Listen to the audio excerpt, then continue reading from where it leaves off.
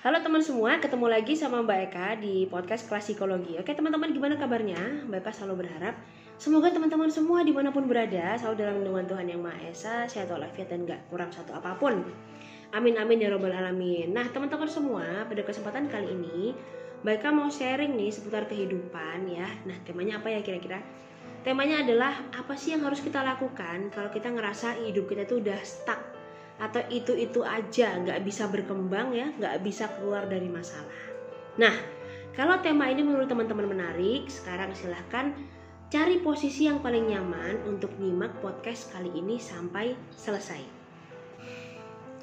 Baik, nah pada sesi kesempatan sharing kali ini, Mbak akan membagikan 10 tips atau 10 cara untuk kita bisa keluar dari masa-masa sulit, yaitu kehidupan yang stuck. Nah teman-teman, sebelum kita mulai, Mbak mau menyamakan persepsi dulu ya. Kira-kira apa sih yang menyebabkan orang-orang itu bisa mengalami kehidupan yang stuck? Nah tentu banyak sekali alasannya ya. Misalnya yang pertama, ada di lingkungan yang itu aja. Jadi udah membosankan ya, dia sampai udah tahu seluk-beluk. Misalnya dalam dunia pekerjaan nih, sampai seluk-beluk pekerjaannya, kemudian karakter orang-orang di sekitarnya, karakter pimpinannya dan lain sebagainya, yang menyebabkan dia jadi nggak bisa berbuat apa-apa lagi dan jadi hidupnya ya cuma ngalir aja gitu. Ya udah tiap bulan terima gaji, habis itu nanti buat bayar keperluan lain dan lain sebagainya. Gitu terus. Nah kalau hal ini terus berlanjut teman-teman, ini juga bisa menyebabkan kehidupan kita jadi stuck. Ya, kemudian yang kedua misalnya terlilit hutang ya. Terlilit hutang jadi terus menerus apa yang dia terima itu harus dikeluarkan untuk membayar hutang. Kalau kita nggak bisa menyadari dan kita nggak bisa mengambil sikap, ya lama-lama itu bisa menyebabkan kesehatan mental kita terganggu. Ya, nah maka ada yang perlu diperbaiki teman-teman.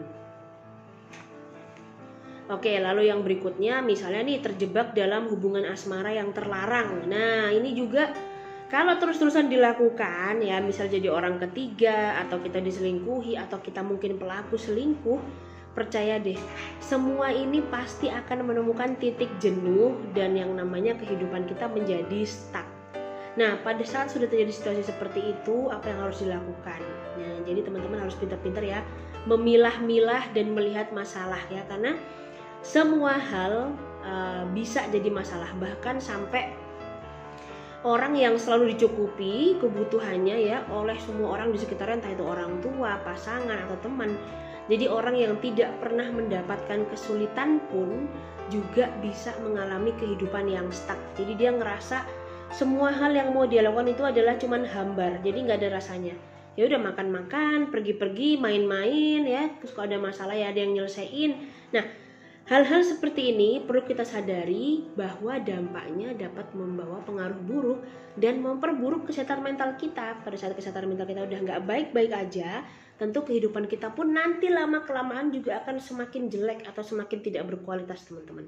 Nah ini dia tips-tipsnya, silahkan simak sampai selesai. Terus mereka pengen tahu deh, teman-teman ngerasa paling gampang ngelakuin tips yang nomor berapa ya? Tulis di kolom komentar. Oke teman-teman, di nomor 1 ya, saran Mbak Eka adalah perbaiki goal atau capaian hidup yang mau dicapai. Oke, dimulai dari mana? Dimulai dari sesuatu yang menyenangkan bagi kita. Kenapa? Kalau kita nggak rasional, terus kita kepengen punya goal atau tujuan hidup yang terlalu jauh, yang terlalu sulit dicapai, yang ada malah nanti kita tidak melakukan apa-apa. Maka coba perbarui goal, perbarui tujuan hidup ya, dan lakukan step by step pelan-pelan. Misalnya apa? Dari hal yang teman-teman suka dulu. Lanjut teman-teman, di nomor 2 ya, latihan menabung dan mencatat semua pengeluaran. Percaya deh, ini penting banget. Bahkan Mbak Eka pun juga pernah ada di posisi yang gak baik-baik aja teman-teman ya. Dan Mbak Eka yakin semua orang pun juga pernah mengalami hal yang sama. Nah, cara ini ternyata sangat efektif. Terutama apa? Mencatat tiap pengeluaran ya, dan melihat ini sebenarnya kebutuhan kita atau keinginan kita. Dari hal ini kita bisa melatih rasionalisme pikiran kita. Sebenarnya seberapa banyak sih uang dan waktu yang sudah kita buang percuma, kemudian kita tidak mendapatkan hasil yang baik atau hasil yang maksimal dari apa yang sudah kita keluarkan. Lanjut teman-teman, di nomor 3 yang bisa dilakukan adalah menyadari bahwa setiap saat ya, bukan setiap hari nih, setiap saat di dalam kehidupan kita itu akan selalu terjadi perubahan. ya. Maka yang bisa dilakukan adalah bersiap-siap dengan merubah perspektif pikiran kita, yakni bagaimana Mbak Eka? Nah, caranya adalah apapun masalah yang akan terjadi pada kita akan diberikan kekuatan dan keberanian untuk menyelesaikan dengan baik.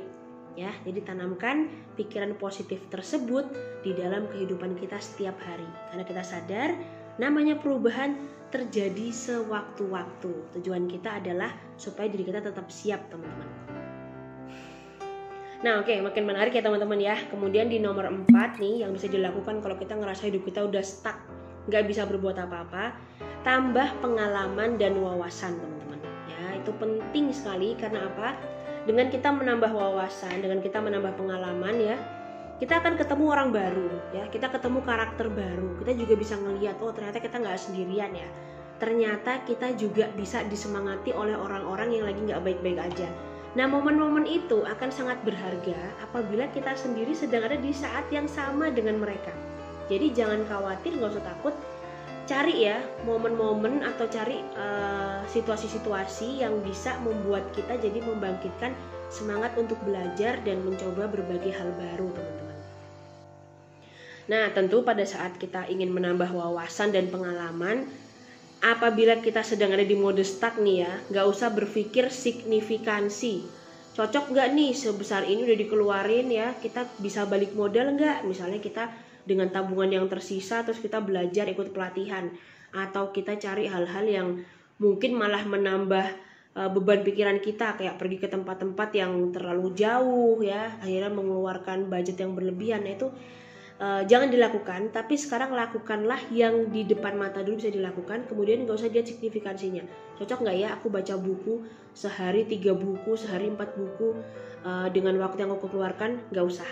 Jadi apapun yang teman-teman lakukan sekarang, lakukan secara rasional ya. Kemudian apapun yang diterima itu adalah hal baru yang harus teman-teman pelajari dan teman-teman lakukan dengan rutin. Oke, baik, berikutnya di nomor 5 teman-teman yang bisa dilakukan pada saat kita udah stuck nih ya di dalam kehidupan kita adalah menjaga kesehatan. Nah, teman-teman semua, percaya nggak sih kalau kita udah stuck itu kan kita nggak mau ngelakuin apa-apa ya. Jadi semua hal yang mau kita lakukan itu kayak rasanya capek, bosen dan lain sebagainya. Nah, tapi teman-teman bisa men-challenge atau menantang diri teman-teman sendiri ya dengan cara apa? Oke, di waktu yang sangat banyak ini aku mau coba deh setiap pagi jalan kaki bareng 5 menit ya, nggak usah lama-lama karena kalau lama-lama juga kadang bikin kesel ya. Nah, jalan kaki 5 menit, muter-muter, olahraga 5 menit, nanti syukur-syukur bisa ditambah jadi 10 menit.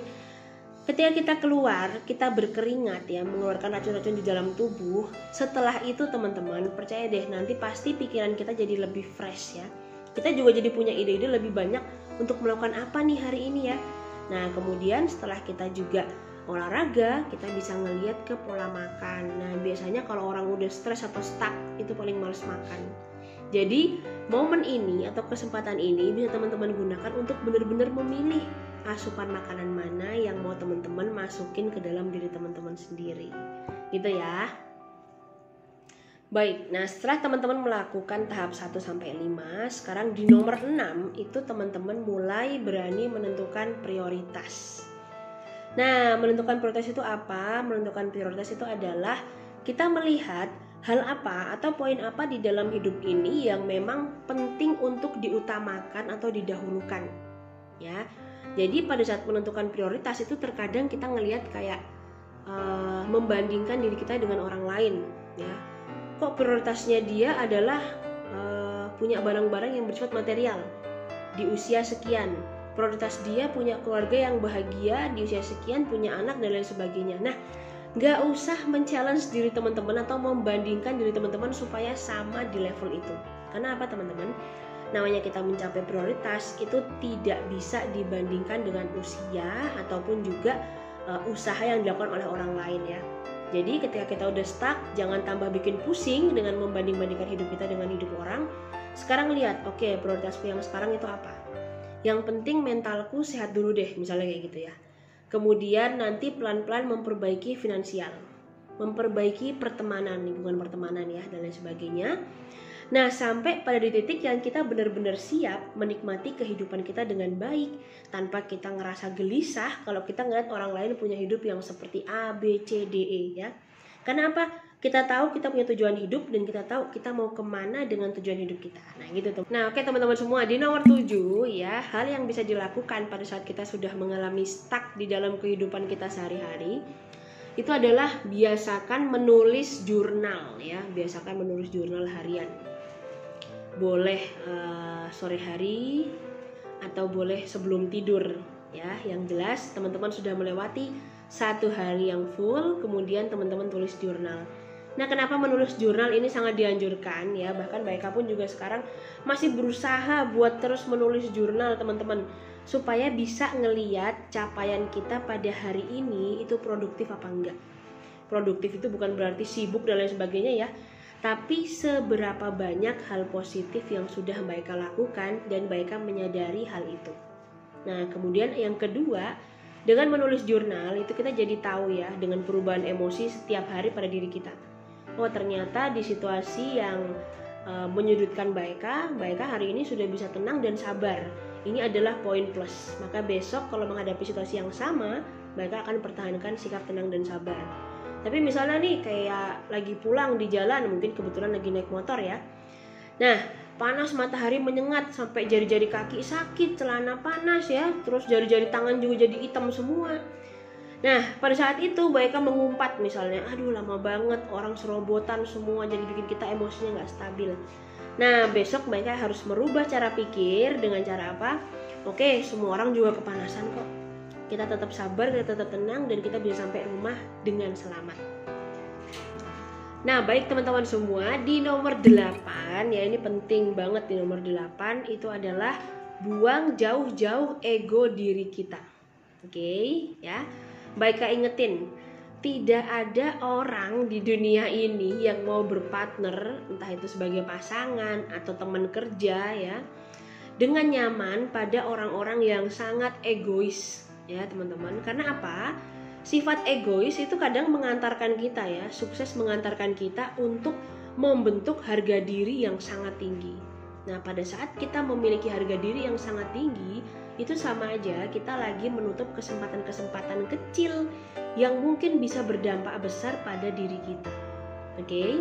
Nah maka buang jauh-jauh kalau kita emang punya sifat egosentris yang tinggi. Misalnya kalau nggak berteman dengan kalangan elit, nggak kerja di perusahaan yang mentereng, enggak ya, nggak makan makanan yang lezat dan enak atau yang sesuai dengan kekinian, enggak.